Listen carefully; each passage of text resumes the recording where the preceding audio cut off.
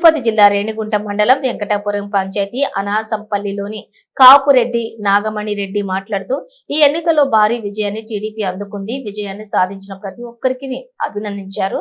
రాబోయే రోజుల్లో రాష్ట్ర అభివృద్ధి పరుగులు పెడుతుందని ఆశాభావం వ్యక్తం చేశారు. ప్రస్తుతం మనం తిరుపతి జిల్లా రేణిగుంట మండలం వెంకటాపురం పంచాయతీలో ఉన్న అనాసపల్లిలో ఉన్నాం. అంత అత్యధికమైన మెజార్టీతో ఎందుకు గెలిచింది, దానికి గల కారణం ఏంది, ప్రజల్లో ఇంత మార్పు ఎందుకు వచ్చింది అనే విషయంని అన్న మాటలతోనే తెలుసుకునే ప్రయత్నం చేద్దాం. ఎందుకంటే చంద్రబాబు గారు లీడర్. నా పేరు కాపురెడ్డి నాగమరెడ్డి, వెంకటాపురం గ్రామ పంచాయతీ అధ్యక్షులు, అనాసంపల్లి బూత్ ఇన్ఛార్జి.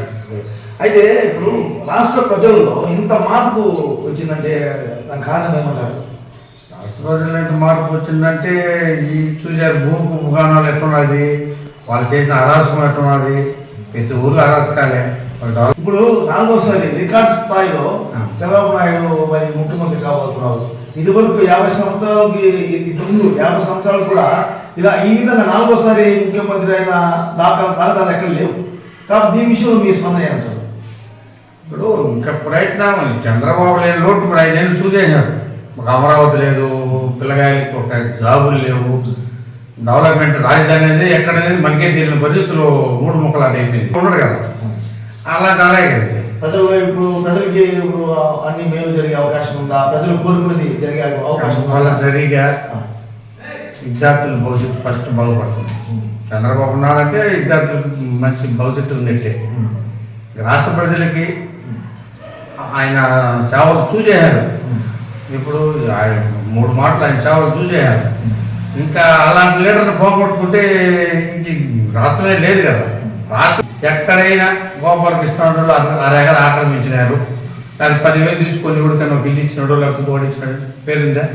నాదైతే అందువల్ల ప్రజలకు మేము రుణపడి ఉన్నాం. ఈ 5 ఏళ్ళు వాళ్ళకి మేము సేవ చేయాలి. సేవ చేసినప్పుడే మాకు గుర్తింపు. మేము సేవ చేయలేదు ఆ లెక్కలు కట్లా చేస్తాము. అందువల్ల మా నాయకులందరూ కూడా చెప్తున్నాను, కానీ అందరూ కలిసిగా ప్రజలకు సేవ చేయాలనేది మా కోరిక. అందువల్ల అన్న ఒక ఉద్దేశము, రాష్ట్ర ప్రజలకు అన్న మరి ఎంతో రుణపడి ఉంటాము.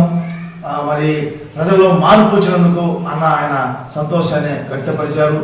మరి కళాశీ నియోజకవర్గంలో కూడా మంచి మెజార్టీతో మొదల సుధీర్ రెడ్డి రావడం అనేది గొప్ప విషయం అని చెప్పారు. న్యూస్ 24 నుండి రిపోర్టర్ హరినాథ్.